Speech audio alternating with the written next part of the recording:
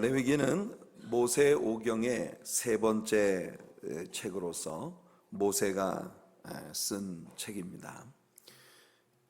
레위기는 출애굽기에서 우리가 배웠죠. 하나님께서 모세에게 명하신 대로 모든 성막이 지어졌다고 하는 말씀을 우리가 배웠는데, 그렇게 출애굽기에서 우리가 배운 바 지어진 성막 안으로 모세를 부르셔서 모세에게 이스라엘 백성들의 제사의 예법과 택함받은 백성으로서의 거룩함, 성결을 유지하는 삶을 가르치는 그런 말씀들이 이 레위기에 기록이 되어져 있습니다. 히브리어 성경에서 이 레위기의 제목은 와이크라라고 하는 그런 제목으로 되어 있었습니다. 우리가 여러 차례 이야기합니다마는 히브리 문학에 있어서의 그 어떤 책의 제목은 반드시 그 책의 첫 번째 나오는 단어가 그 책의 제목이 되는 것이에요. 그래서 여러분들이 레위기 1장 1절을 보시면 여호와께서 회막에서 모세를 부르시고 라고 되어 있습니다. 바로 히브리어 성경에서 첫 번째 단어는 and he called, 여호와께서 부르셨다라고 하는 그런 구절이, 그런 단어가 히브리어 성경에서 첫 번째 단어에 오게 되는 것입니다. 그래서 이 책의 히브리어 성경의 제목은 와이크라, he called, 그가 부르셨다라고 하는 그런 단어가 이 책의 제목이었어요. 상당히 흥미로운 일입니다. 왜냐하면 레위기라고 하는 책 안에서 하나님께서 이스라엘 백성들에게 주시는 말씀들 가운데 아주 중요한 부분이 이스라엘 백성들을 하나님께서 이 세상에 있는 많은 백성들 가운데 따로 불러내셔서 구별하셨다고 하는 그 말씀이 바로 레위기 안에 굉장히 강조되고 있는 것 중에 하나거든요. 이 책의 히브리어 성경에서의 제목이 와이크라라고 하는 he called, 그가 불러내셨다고 하는 그런 용어로 제목이 붙여 있었다는 것이 상당히 흥미롭습니다. 사실 신약 성경에서 마태복음 16장 보게 되면은 예수님께서 베드로의 신앙 고백 위에 내가 내 교회를 세우겠다고 하시는 말씀을 봅니다. 그때 예수님이 직접 사용하신 교회라고 하는 단어가 헬라어의 에클레시아입니다. 이 에클레시아라고 하는 단어는 문자적으로 세상의 바깥쪽으로 라고 하는 그런 의미를 갖고 있어서 여기에도 역시 불러내심, 세상의 바깥쪽으로 따로 불러내셔서 구별하신 백성이라고 하는 그런 개념이 포함이 되어져 있는 것이에요. 그래서 레위기라고 하는 책은 많은 사람들이 생각하고 있는 것처럼 이스라엘 사람들의 삶의 규범을 담고 있는 책이기 때문에 오늘날 우리 이방인 크리스찬들에게 이 책이 그렇게 중요하지 않다고 생각하는 사람들이 많이 있는 것 같은데요. 그러나 사실은 이 책이 오늘 하나님께로부터 이 세상의 바깥쪽으로 불려냄을 받아 교회 공동체의 일원이 되도록 하나님의 부르심을 받은 구별된 성도로서 우리들에게 굉장히 소중한 책이라고 하는 것을 우리들이 먼저 염두에 두어야 하겠습니다.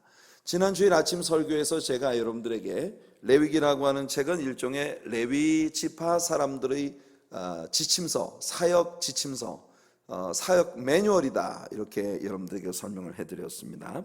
그래서 이 레위기라고 하는 책을 통해서 하나님은 대제사장으로 특별히 구별되어진 아론의 집안을 제외한 나머지 모두 레위 지파 사람들이 성전에서 봉사를 하는 것에 대한 규범들을 이 레위기가 담고 있고, 뿐만 아니라 이제 이스라엘 백성들이 거룩한 백성으로서 지켜야 할 그런 그 절기들, 그리고 음식의 코드, 하나님 백성으로서 해야 될 일과 하지 말아야 될 일들, 먹을 수 있는 것과 먹으면 안 되는 것들, 이런 그 삶의 규범들을 담고 있는 그런 말씀들이에요.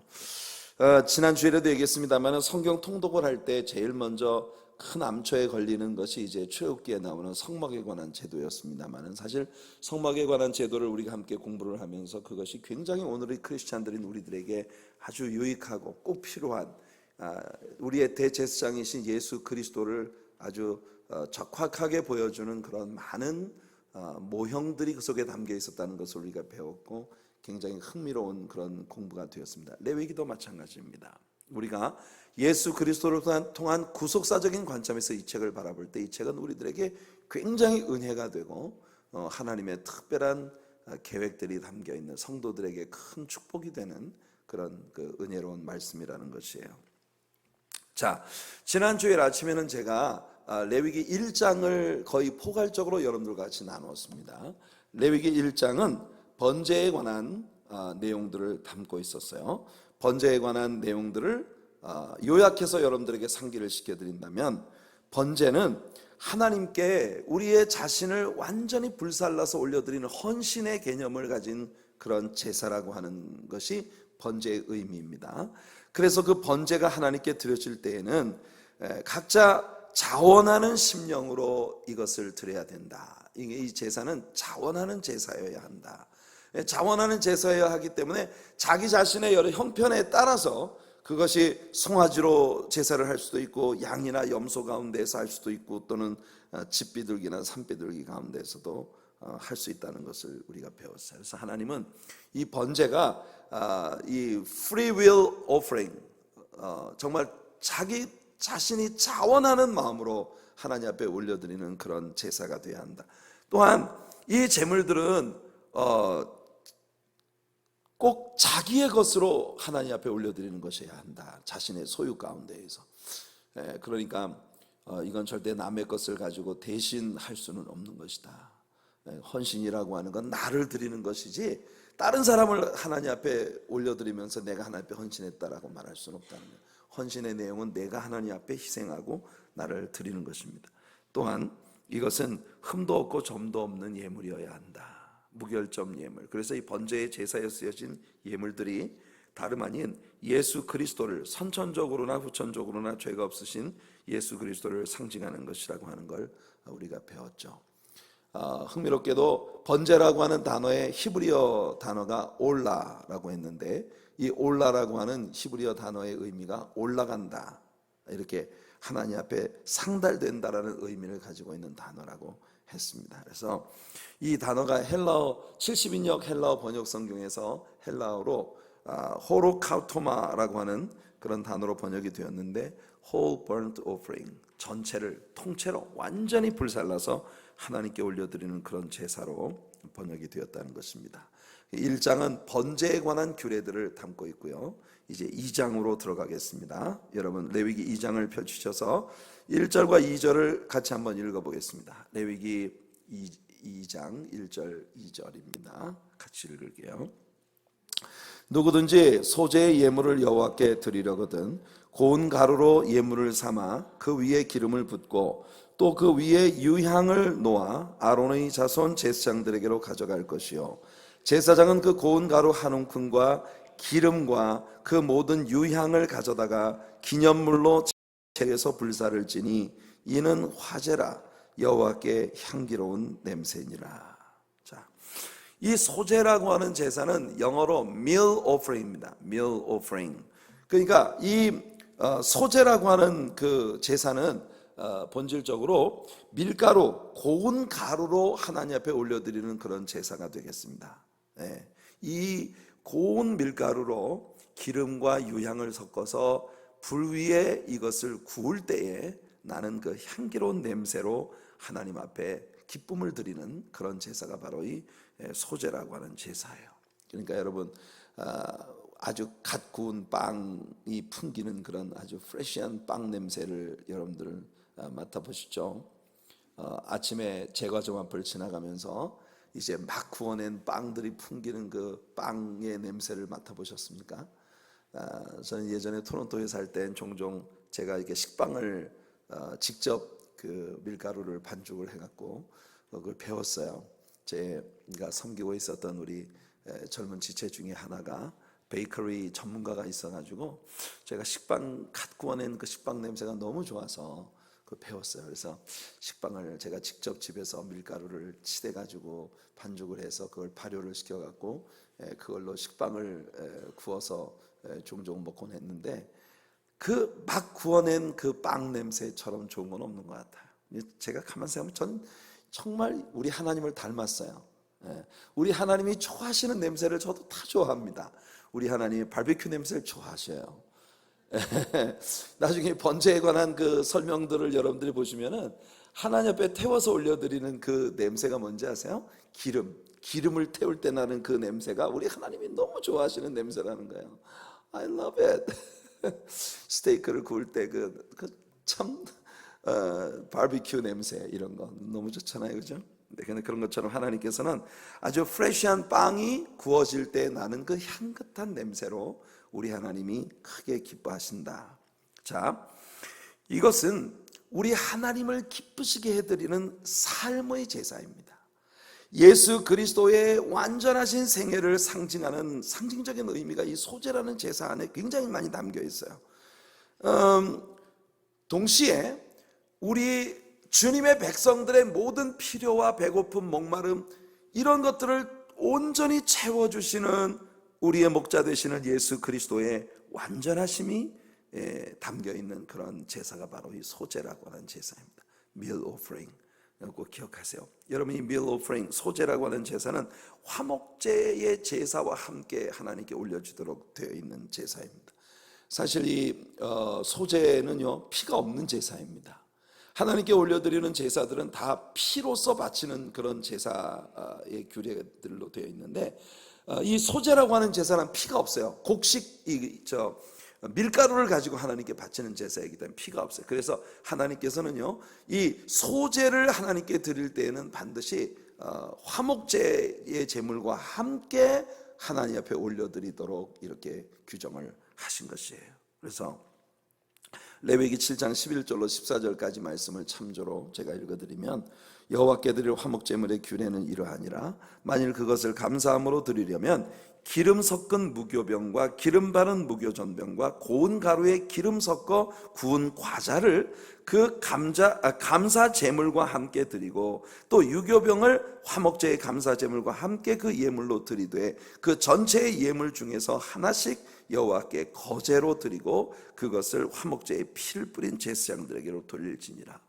이 부분에 대해서는 우리가 다음 주 수요일에 우리가 더 자세하게 공부를 하게 되겠지만, 7장에 나오는 내용들과 함께 여기 나오는 것처럼 소제는 결국 피의 제사로 하나님께 올려드리는 화목제의 제사와 겸하여 드리도록 되어 있었기 때문에, 역시 이 소제라고 하는 제사도 피와 연관된 예수 그리스도의 죽으심을 우리들에게 예표하는 그런 제사 중에 하나라고 하는 것입니다.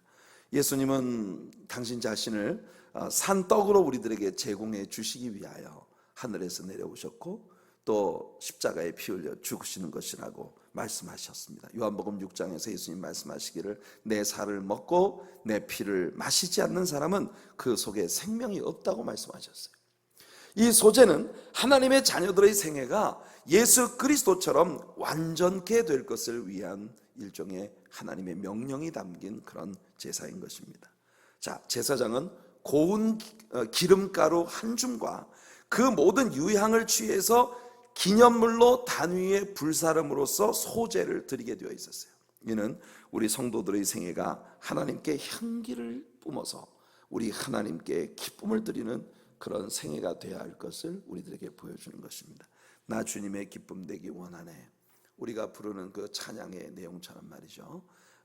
To be pleasing you, to be pleasing you. 하나님의 기쁨이 되는 것. This is what I really want to do.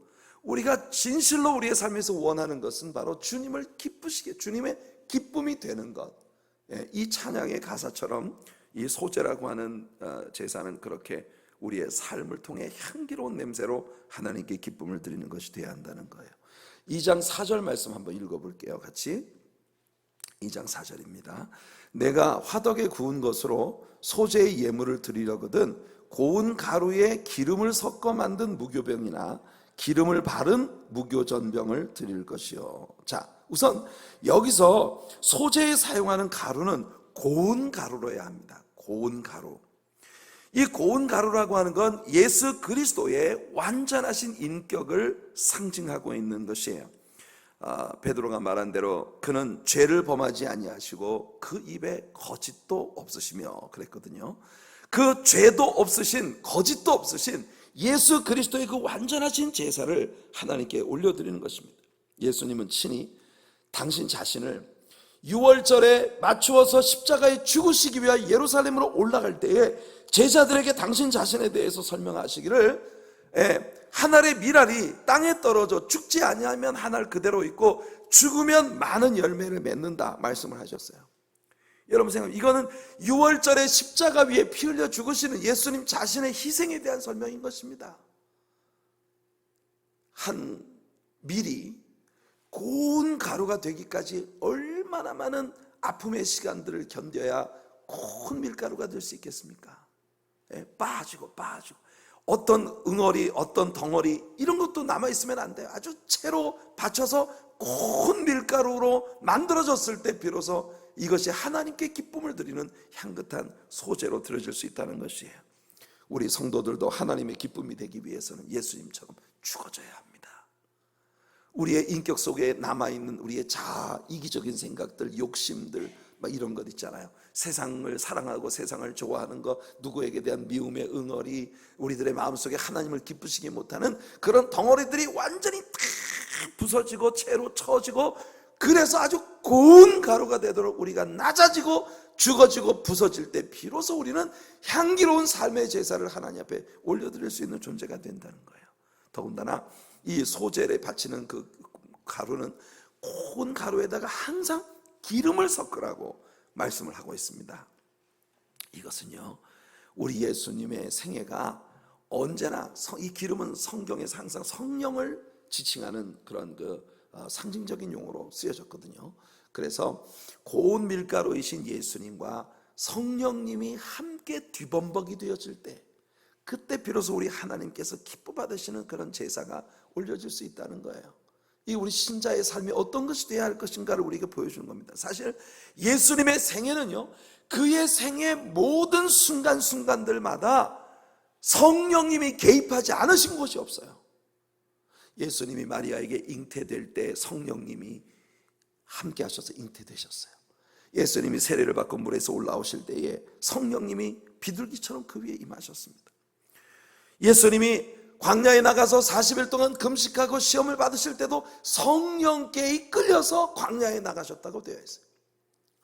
예수님이 나사렛 회당에 들어가서 처음으로 성경을 열으셨을 때 이사야 선지자의 예언의 말씀을 펼쳐서 주의 신이 내게 임하였으니, 하나님의 성령이 당신의 모든 사역 가운데 함께 계시다고 하는 걸, 가난한 자에게 복음이 전파되고 안전병이가 일어나고 저는 자들이 뛰게 되고 눌린 자가 노연하게 되고 갇힌 자가 자유하게 되어지는 그런 모든 역사가 성령님이 당신과 함께 하시면 이 모든 일들이 이루어진다는 것을 예수님 보여주셨어요.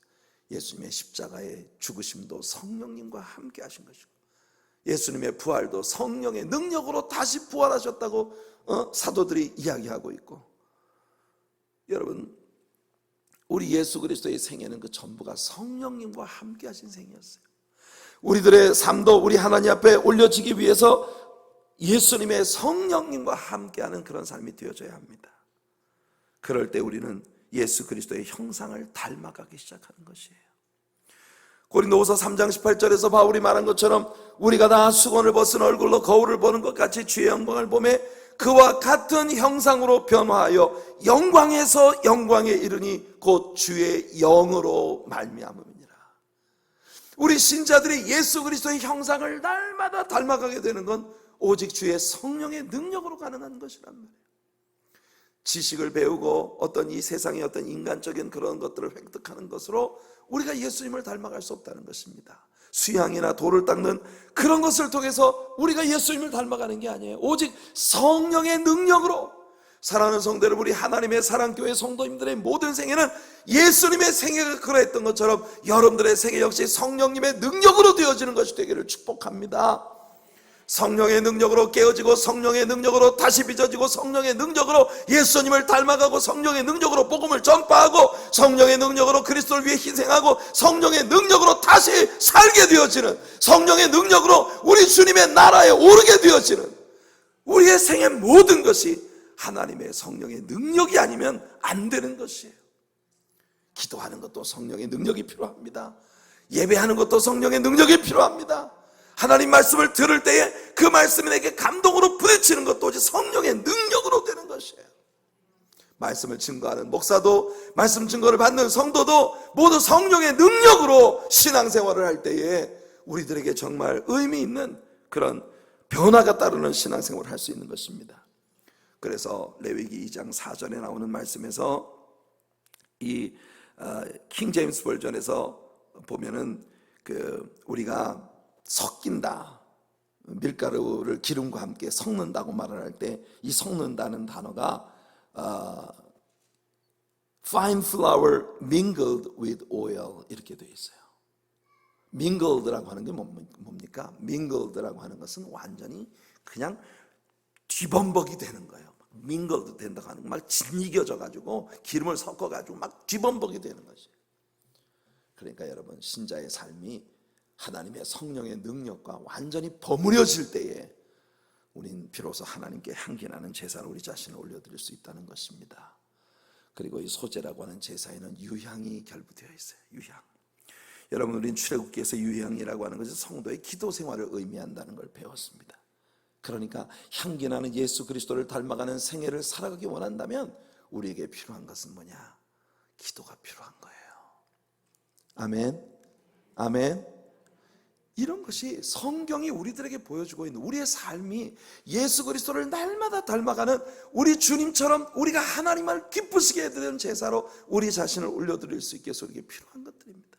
곱고 곱게 부서지고 으깨지고 깨져야 된다는 거예요. 낮아지고 모든 교만을 벗어버리고, 여러분, 하늘의 밀이 고운 밀가루가 될 때까지 껍질이 벗겨지고 도정되어지고, 그리고 그 밀가루가 부서지고 깨어지고 으깨져서 고운 가루가 되는 것처럼 그렇게 낮아져야 하고, 거기에 성령의 기름이 버물러져야 하고, 그 다음에 기도의 유향이 거기에 가득할 때에 우리 삶이 주님의 기쁨이 되는 그런 제사가 된다는 겁니다. 여기에 한 가지 주의사항을 하나님 말씀하십니다. 11절 말씀을 보시면요, 11절 같이 한번 읽어볼게요.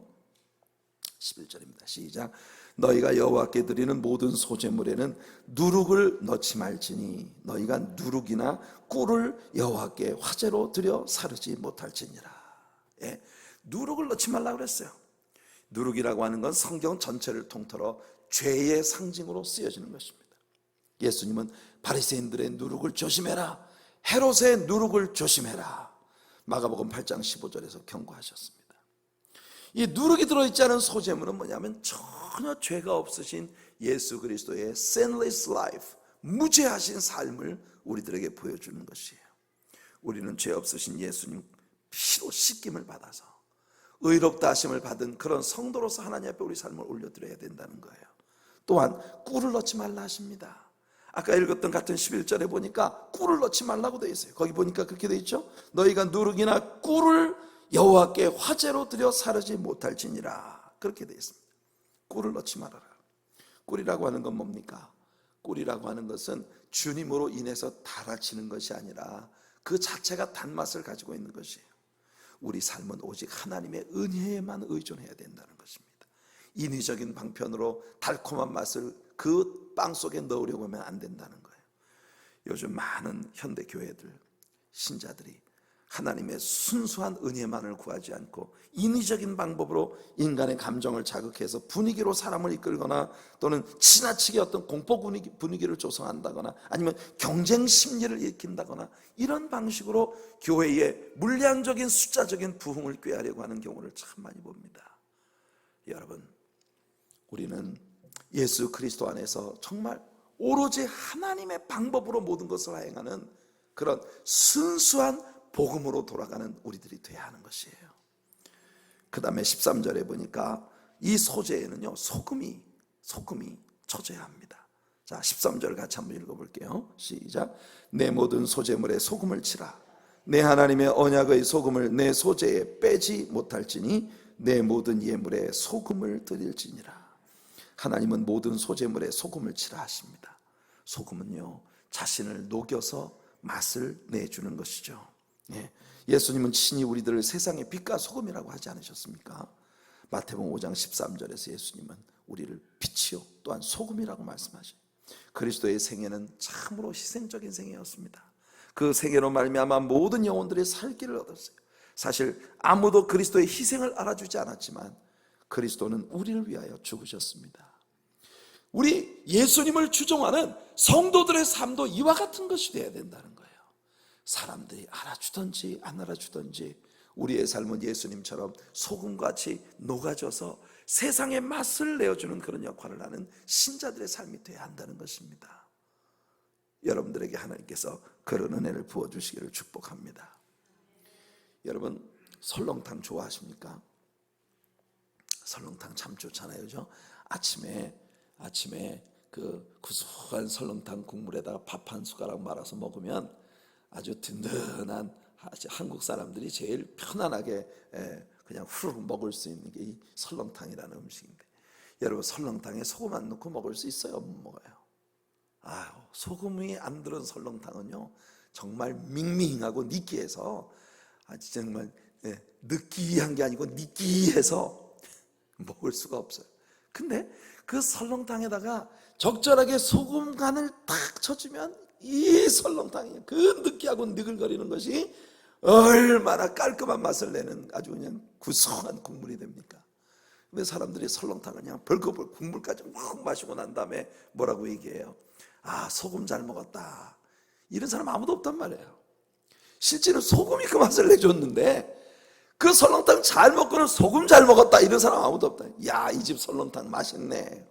소금 안 넣었을 때 하나도 맛 없었거든요. 온전히 소금이 그 맛을 다 내줬는데 아무도 소금에게 크레딧을 돌리는 사람들이 없단 말이죠. 여러분, 예수님을 믿는 것과 주님을 따른다는 것은 바로 이런 삶입니다. 사람들의 관심이나 크레딧이 우리들에게 돌아오지 않을 수도 있어요. 오직 예수 그리스도의 이름으로 우리가 녹아지고 희생하고 내 자신을 올려드리는 그런 삶을 살 때, 그때 여러분 우리의 자존심이 깨지고 뭉개지고 많은 부분들이 우리들의 삶에서 정말 희생을 요하는 그런 일들이 오겠지만, 그러나 여러분들이 받을 상급이 우리 하나님의 나라에 쌓이고 있습니다. 믿으십니까 여러분? 네, 그걸 진짜 믿어야 하고 그것이 가치 있는 일이라는 사실을 신뢰하시는 성도님이 돼야 그 진짜 신자인 거예요. 하나님의 나라에서 상급 받는다 하는 이야기를 할 때에 성도님들이 그 하늘나라가 상 받으면 뭐해, 이 땅에서 받아야지. 제가 볼 때는 오늘날의 교회 안에 있는 많은 크리스천들의 마음속에서 가치관이 그렇게 형성이 되어 있는 것 같아요. 실제 성경에서 하나님의 나라에서 우리가 누린다는 것은 별로 그렇게 매력적이어 보이지 않는 거예요. 어떻게 하든지 이 땅에서 즐거움을 누리고 이 땅에서 사람들에게 영광을 누리고 호강을 하는 것, 그게 예수 믿는 목적인 것처럼 생각하는 경우가 많다는 거예요.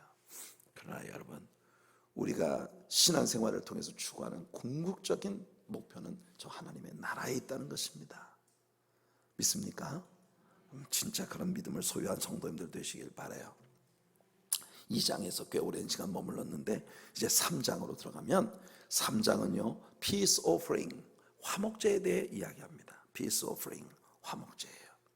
이 화목제는 우리가 이미 배웠던 번제와 아주 유사한 방식으로 하나님께 드려지는 제사예요.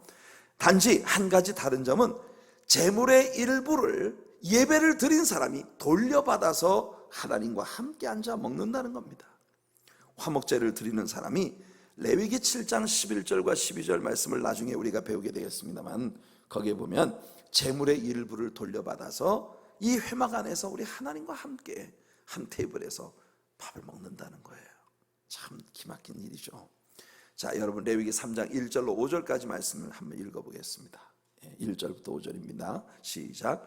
사람이 만일 화목제의 제물을 예물로 드리되 소로 드리려면 수컷이나 암컷이나 흠없는 것으로 여호와 앞에 드릴지니 그 예물의 머리에 안수하고 회막 문에서 잡을 것이요 아론의 자손 제사장들은 그 피를 제단 사방에 뿌릴 것이며 그는 또 그 화목제의 제물 중에서 여호와께 화제를 드릴지니 곧 내장에 덮인 기름과 내장에 붙은 모든 기름과 두 콩팥과 그 위에 기름 곧 허리 쪽에 있는 것과 간에 덮인 거풀을 콩팥과 함께 떼어낼 것이요 아론의 자손은 그것을 제단 위에 불 위에 있는 나무 위에 번제물 위에서 살을 찌니 이는 화제라 여호와께 향기로운 냄새니라. 나중에 7장에 들어가서 우리가 번제에 대한 좀 더 자세한, 이 화목제에 대한 자세한 규정을 우리가 배우게 될 텐데, 이 화목제는요 참 아름다운 상징으로 우리에게 주어진 것입니다. 전에 하나님과 원수되었던 우리가, 전에 하나님께로부터 멀리 있던 우리가 예수 그리스도의 은혜로 말미암아 하나님의 테이블에서 함께 하나님과 음식을 나눌 수 있는, 그러니까 펠로십, 우리 하나님과 더불어 정말 의미 있는 그 사귐을 나눌 수 있는 특권을 누리게 되었다는 것이 바로 이 화목제의 의미인 것입니다. 사실 여기서 화평을 이루었다고 하는 것은 화목제라기보다 속죄제의 희생을 의미합니다. 왜냐하면 속죄제로 우리의 죄가 속하여졌기 때문에 비로소 우리가 화목제의 예물을 드릴 자격을 얻게 되는 것이기 때문이에요. 여러분, 우리가 이제 이 레위기에 나오는 모든 종류의 제사들을 세 가지 종류의 제사로 카테고라이즈 할 수 있습니다. 세 가지로 분류할 수 있어요. 그 첫 번째가 뭐냐면 속죄의 제사입니다. 속죄의 제사, 죄와 관련되어진 모든 제사들, 이제 4장과 5장에 나오는 속죄제, 속건제, 이런 제사들이 바로 죄 문제를 해결하는 제사예요. 이 제사가 제일 먼저 드려져야 합니다.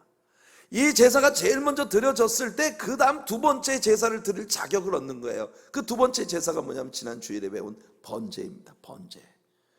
이건 헌신이에요. 여러분, 죄 문제도 해결받지 못한 우리가 어떻게 하나님 앞에 헌신을 할 수 있겠습니까? 우리가 뭔가 주의 일을 하겠다고 결단한다면 먼저 하나님과 나 사이의 이 죄 문제를 해결해야 되는 거예요.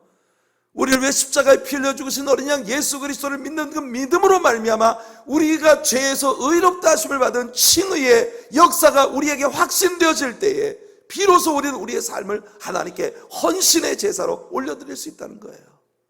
믿습니까? 그래서 제일 먼저 sin offering, 이 죄 문제를 해결하는 제사가 드려져야 하고, 그 다음 두 번째로 우리 자신을 하나님께 바치는 헌신의 제사인 번제를 드릴 수 있는 거예요. 그리고 맨 나중에 드리는 제사가 뭐냐면 이제 하나님과의 화목, 하나님과의 펠로십을 의미하는 화목제의 제사를 하나님께 올려드릴 수 있다는 것입니다. 우리의 죄가 속하여졌기 때문에 번제도 가능하고, 하나님께 온전히 헌신했기 때문에 비로소 우리는 하나님과의 화목을 이 땅에서 누릴 수 있는 그런 복을 얻게 되었다는 것입니다. 예수 그리스도의 속죄의 희생으로 하나님과 가까워진 사람들만이 하나님께 화목제를 드리는 것이에요. 그것은 어쩌면 신약 성경에서 예수님께서 제정하신 성찬 예식의 개념과 같은 것이 아닐까 생각이 됩니다. 예수 그리스도와 한 테이블에서 함께 먹고 마시는 것. 본래 여러분, 유대인들은 어떤 사람과 내가 한 테이블에서 함께 식사를 나누는 것을 굉장히 중요한 일로 여겼습니다. 절대 자신과 격이 다른 사람과는 함께 테이블에 앉질 않아요. 우리 여러 차례 배웠지 않습니까? 그런데 우리 하나님께서 우리 같은 죄인들과 더불어 한 테이블에서 함께 음식을 나누어 주시는 이 화목제 제사의 규례를 주셨다고 하는 것은 하나님께서 우리 한 사람 한 사람과 더불어 깊은 의미 있는 사귐을 나누기를 원하신다는 영광스러운 그런 선포입니다. 은혜가 되죠? 은혜가 되지 않습니까, 여러분? 우리 같은 죄인들이 용서함 받아서, 나 같은 죄인이 용서함 받아서 주 앞에 옳다함 얻음을 확실히 믿기는 어린 양 예수의 그 피로 속죄함 얻었네. 할렐루야, 할렐루야. 어린 양 예수 그리스도의 피로 속죄함을 받았기 때문에 우리는 하나님과 더불어 이렇게 peace offering, 화목제의 제사를 한 테이블에서 주님과 같이 나눌 수 있는 복을 얻게 된 것이에요. 오늘날 여러분들이 우리 하나님을 마치 벗을 대하는 것처럼, 여러분들이 어려운 문제를 당했을 때 하나님의 마음을 턱 열어놓고, 아버지 저 많이 힘듭니다, 제 눈물 좀 닦아주세요, 제 깨어진 마음 좀 고쳐주세요, 주님 제 삶의 이 어려움들을 좀 해결해 주십시오 하며 우리 하나님께 나아가 여러분들의 마음을 툭 털어놓고 하나님과 교제할 수 있는 것은 예수 그리스도가 여러분들을 위하여 희생의 제물로 십자가 위에 죽으셨기 때문이라는 거예요. 자, 16절과 17절을 한번 읽어볼게요. 16절 17절입니다. 시작. 제사장은 그것을 제단 위에서 불사를 지니 이는 화제로 드리는 음식이요 향기로운 냄새라. 모든 기름은 여호와의 것이니라. 너희는 기름과 피를 먹지 말라. 이는 너희의 모든 처소에서 너희 대대로 지킬 영원한 규례니라. 네, 이스라엘 백성들에게 기름과 피를 먹는 것은 금지되었습니다. 사실 오늘날에 와서 짐승의 기름을 먹는 것이 얼마나 우리의 건강을 해치는 것인지는 의학적으로 상세히 밝혀져 있는 바죠. 또한 피라고 하는 것은 동물의 생명을 의미하는 것이기 때문에 그것을 먹는 것은 금지되었어요. 하나님께서 흥미롭게도 인간에게 금지된 그 기름과 피는 하나님의 몫이다. 그것은 생명과 직결되어진 이것들을 우리 하나님의 몫으로 돌리셨습니다. 자, 어떤 화목제를 통해서 우리가 배우게 되는 것은 하나님과 죄인인 우리 사이에 화목제로 죽으신 예수 그리스도를 하나님과 우리가 함께 나눈다고 하는 중요한 의미를 갖는 것이에요. 아까도 말씀드렸습니다. 6장 7장에 이제 들어가면 번제, 소제, 화목제, 속제제, 속건제 등의 보다 자세한 규례들을 우리가 배우게 되는데요. 구체적인 제사의 방법, 그리고 어떤 것은 하나님의 몫이고 어떤 것은 내가 돌려받을 수 있는 것인지, 그리고 어느 몫은 제사장에게로 돌려야 하는지, 이런 것들을 이제 6장과 7장에서 상세하게 뒷받침해 줄 것입니다. 자, 그때 가서 우리가 다시 다루기로 하고 이제 4장으로 들어갑니다. 4장은 sin offering, 속죄제에 관한 내용을 보여줍니다. 속죄제. 4장은 sin offering, 속죄제를 다루고 있는 말씀이에요. 자, 이 속죄제는 당연히 우리 죄를 위해 죽으신 예수님을 보여주는 제사죠. 이 속죄제는 sin, 즉 모르고 짓는 죄를 인하여 드리는 제사입니다. 우리는 이미 출애굽기 34장 7절에서 죄의 세 가지 유형에 관해서 배운 바 있습니다. 여러분 잘 들으세요. 또 이제 딴 얘기 하시면 안 됩니다. 출애굽기 34장 7절에 인자를 천대까지 베풀며 악과 과실과 죄를 용서하리라. 이거 기억하십니까? 악, iniquity, 과실, transgression, 죄, sin. 우리 하나님께서 죄를, 우리 인간이 저지르는 죄를 세 가지 용어로 설명을 하셨어요. 악과 과실과 죄. 우리가 출애굽기를 공부할 때 이걸 분명히 배웠는데, 자, 악, iniquity라고 하는 것은 뭐냐면 뒤에 나오는 과실과 죄 두 가지를 전부 포함한 광의적 표현입니다. 그게 악이에요. iniquity. 과실이라고 하는 건 transgression이라고 하는 말로서 이것은 고의적으로 범한 범죄를 이야기하는 것이고, 뒤에 나오는 죄, sin이라고 하는 것은 실수로 저지른 범죄를 이야기하는 것이다. 이제 제가 이렇게 여러분들에게 얘기를 해드렸어요. 이것을 시편을 이야기하면서도 얘기했고, 우리가 출애굽기를 공부하면서도 몇 차례 이 부분에 대한 이야기를 했는데, 지난 몇 주 전이죠. 제가 이 출애굽기 34장을 이야기할 때 여러분들에게 설명을 해드렸어요. 그때 어떤 분이 저한테 물으시더라고요. 목사님, 그것 해석을 잘못한 거 아닙니까? 뭘 잘못했어요? 그러니까 법적인 용어로 과실이라고 하는 것은 어디까지나 내가 고의로 한 것이 아니라 실수로 저지른 게 과실입니다. 업무상 과실치사, 업무상 과실치상. 이 법적인 용어에서 과실이라고 하는 건 고의적으로 한 게 아니라 내가 직장 생활을 하다가 어떤 직업상 어떤 그런 일로 잘못 저지른, 그러니까 실수로 저지른 게 과실이에요. 날 보고 그렇게 얘기를 하는 거예요. 그래서 제가 설교할 때 그 얘기 한 거 못 들으셨어요? 꼭 그 얘기 할 때는 안 오셨더라고. 그리고 딴소리 하시는 거예요. 그래서 제가 여러분들한테 지금 말씀을 드립니다. 여러분, 이 트랜스그레션이라고 제가 분명히 이야기해드렸어요. 본래 오늘날의 현대 법적인 용어로서 과실이라고 하는 것은 사람이 저지른 실수로 되어진, 초래되어진 일을 과실이라고 한다. 그러나 성경에서 우리말로 과실이라고 번역된 이 용어는 고의적으로 저지른 죄를 이야기하는 것이다. 나도 그 부분이 흥미롭다. 이렇게 제가 여러분들에게 분명히 설명을 해드렸습니다. 어디 가서 딴소리 하시면 안 됩니다. 정 목사가 무식해가지고 과실도 모르고 그러시면 안 됩니다.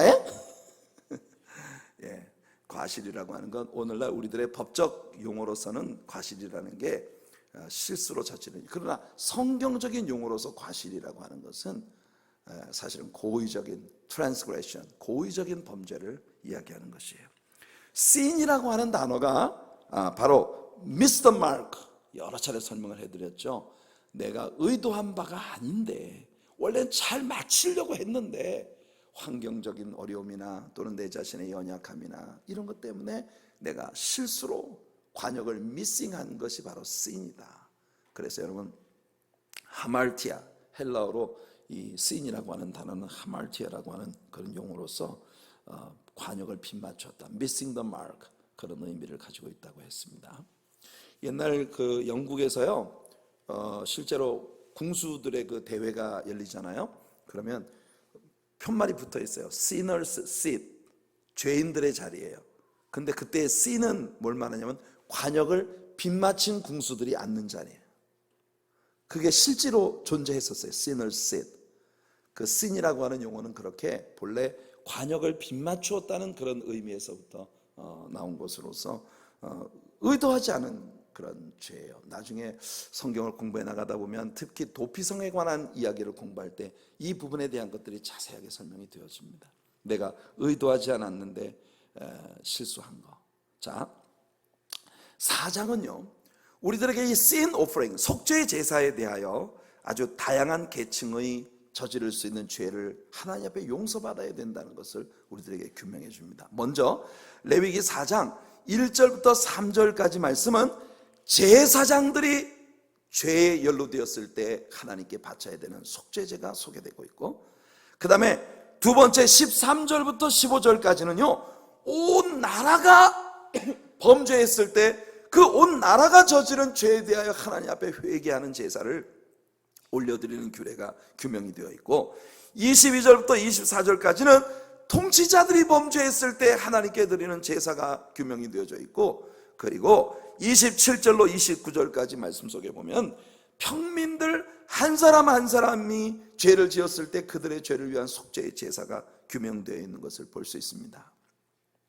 하나님은 이스라엘 백성들을 진정으로 사랑하셨어요.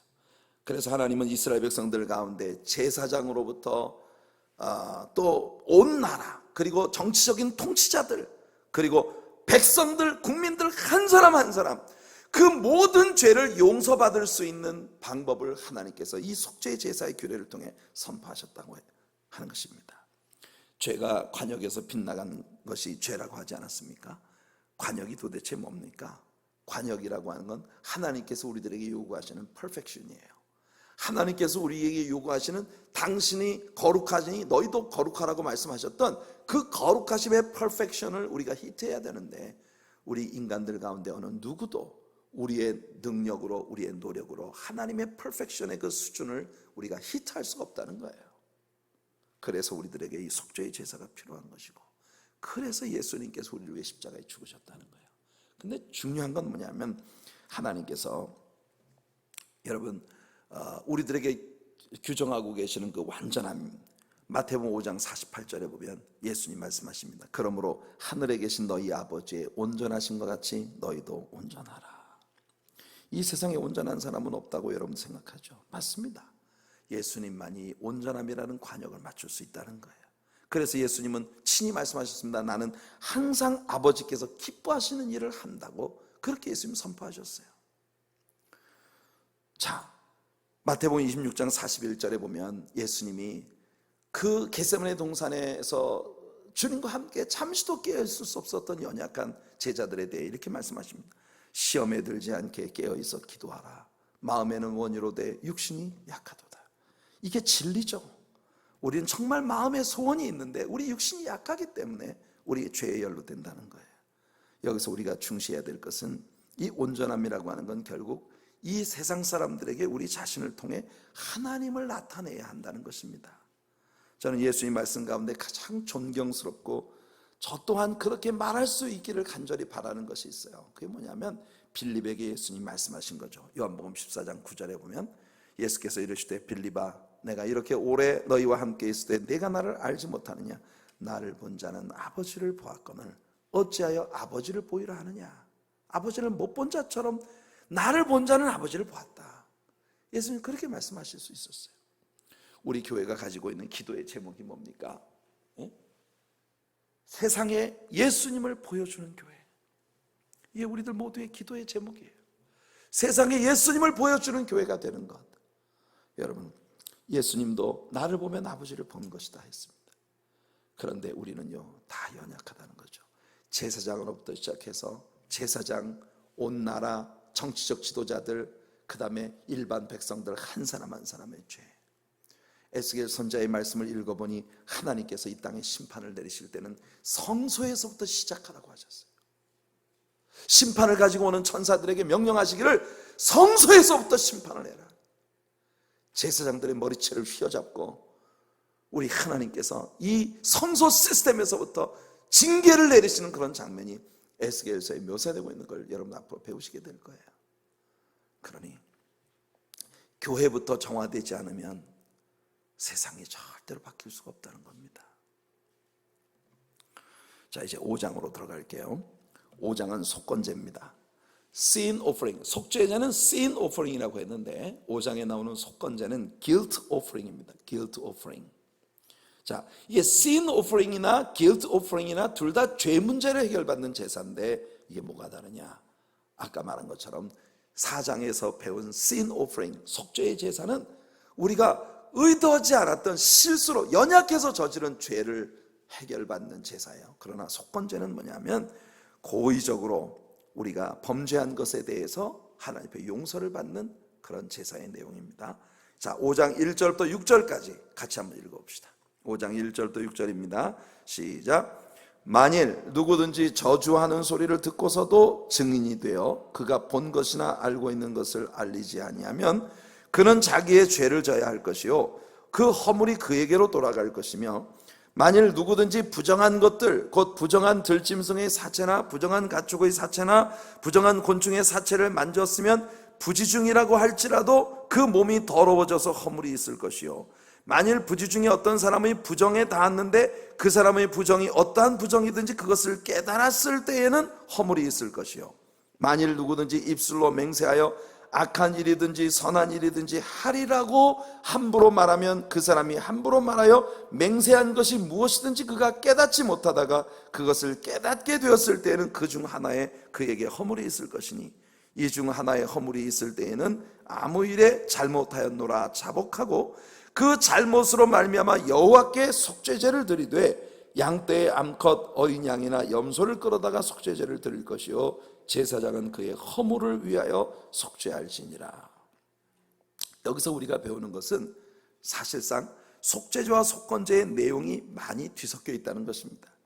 다시 말해서 어떤 때는 우리가 알고 죄를 범하는 경우도 있지만 어떤 때는 모르고 범죄했다가 나중에 그것이 죄라는 것을 깨닫게 되었을 때 그때도 속건제를 드려야 된다고 우리 하나님 말씀하시는 거예요.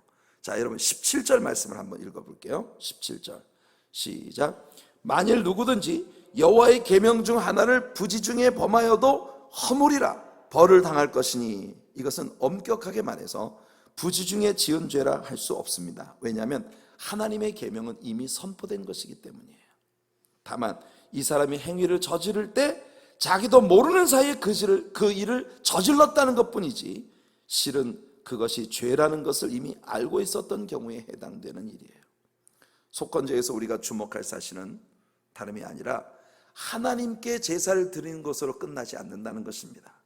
사람에게 진 빚이나 나의 허물로 말미암아 사람에게 끼친 손해를 반드시 배상해 주라는 것이 속죄제와 다른 것이에요. 속죄제는 어디까지나 하나님과 나 사이의 문제만 해결하면 됐어요. 그러나 속건제는 이 guilt offering, 이 죄는 뭐냐면 나의 허물로 인하여 다른 사람이 상처를 입게 되었을 때, 어려움을 당하게, 희생을 당하게 되었을 때 그것에 대해서 반드시 보상을 해주라는 규례가 여기 따르고 있다는 겁니다. 15절 16절 한번 읽어볼게요. 5장 15절 16절입니다. 시작. 누구든지 여호와의 성물에 대하여 부지중에 범죄하였으면 여호와께 속건제를 드리되 내가 지정한 가치를 따라 성소의 세겔로 몇 세겔 은에 상당한 흠없는 수양을 양떼 중에서 끌어다가 속건제로 드려서 성물에 대한 잘못을 보상하되 그것의 5분의 1을 더하여 제사장에게 줄 것이요 제사장은 그 속건제의 수양으로 그를 위하여 속죄한 즉 그가 사함을 받으리라.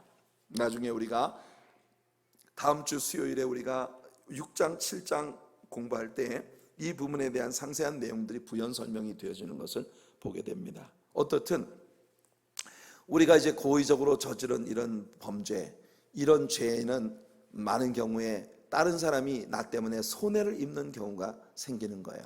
물질적인 손해, 마음의 상처. 하나님께서는 그런 모든 일들의 5분의 1, 즉 20%를 덧붙여서 배상을 해주라고 말씀하고 계십니다. 이 비율은 어떻게 산정이 된 것인지 모르겠어요. 그러나 하나님께서 우리들에게 하나님께서 그 백성들에게 명령하실 때에 하나님께서는 남에게 무슨 손실을 끼쳤으면 그 손실을 입은 것들에 대하여 배상을 하는 규례들을 각각 정하고 있습니다. 다음 수요일에 우리가 좀 더 자세하게 이 부분에 대하여 이야기를 하고, 오늘은 이제 5장까지 우리가 5가지 종류의 제사를 공부했습니다.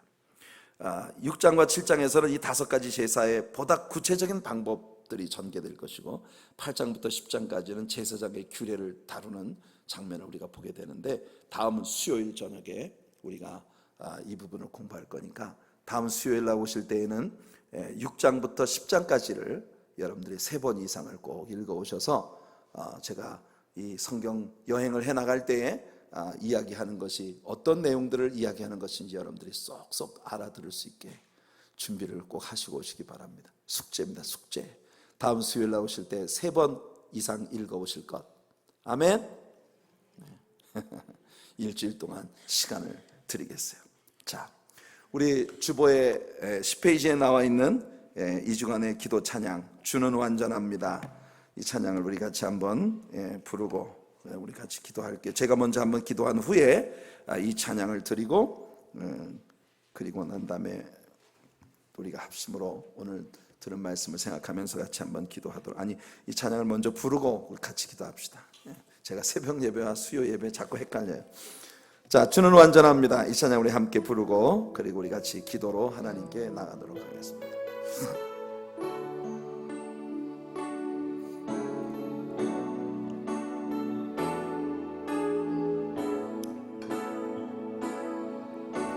주여, 우린 연약합니다. 우린 오늘을 힘겨워합니다. 주 뜻 이루며 살기엔 부족합니다. 우린 연약합니다. 주여, 우린 넘어집니다. 주여, 우린 넘어집니다. 오늘 하루 또 실수합니다. 주의 긍휼을 구하는 죄인입니다. 우린 바라봅니다. 한없는 주님의 은혜, 한없는 주님의 은혜, 온 세상 위에 넘칩니다. 가릴 수 없는 주여, 온 땅 위에 충만합니다. 주님만이 길이 오니 우린 그 길 따라갑니다. 그날에 우리를 이루신 주는 완전합니다. 주여, 우린 연약합니다. 주여, 우린 연약합니다. 우린 오늘을 힘겨워합니다. 우린 오늘을 힘겨워합니다. 주 뜻 이루며 살기엔 부족합니다. 우린 연약합니다. 주여, 우린 넘어집니다. 주여, 우린 넘어집니다. 오늘 하루 또 실수합니다. 주 긍휼을 구하는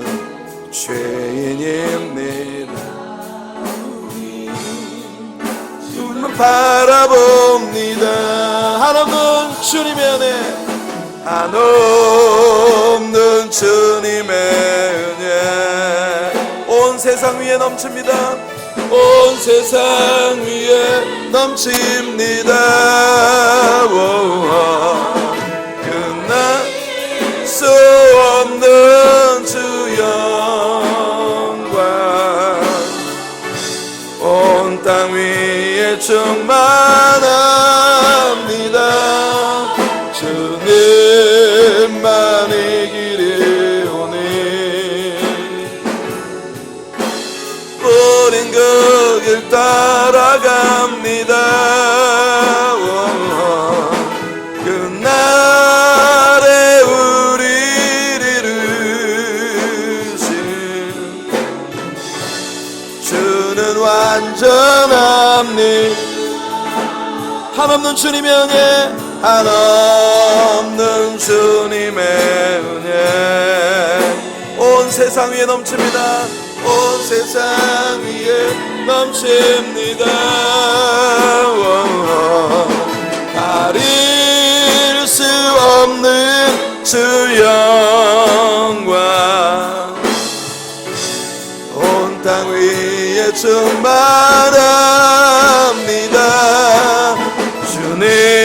주님만이 길이 오는 우린 그 길 따라갑니다. 나를 우리를 이루신 주는 완전합니다. 이 시간 나같이 합심으로 한번 기도할 때 오늘 들은 말씀을 생각하면서 여러분, 출애굽기에서 우리는 율법에 의하여 우리의 죄가 여실히 드러나는 것을 보았습니다. 그러나 이제 레위기에 그 드러난 죄 문제를 해결받기 위하여 어떤 방식의 제사를 하나님께 어떻게 드리며 나아갈 수 있는지를 배웁니다. 이 레위기에 나타난 모든 예배가 바로 지금 우리가 주님 앞에 올려드리는 예배들의 전형적인 그림자를 보여주고 있는 것이에요. 예수 그리스도 십자가 위에 날 위해 희생하신 예수님 통해서만 우리는 우리의 모든 제사를 주님 앞에 올려드릴 수 있는 것입니다. 예수님 앞으로 순결한 마음으로 고운 밀가루가 되시는 예수님처럼 그렇게 부서지고 깨어지고 낮아져서 온전히 주님의 진리의 말씀의 순수함 위에 성령의 기름 부으심과 간절한 기도의 삶이 버무려져서 우리 주님께 기쁨이 되는 우리 삶이 되게 해달라고 같이 주님 앞에 기도하며 나갑시다. 합심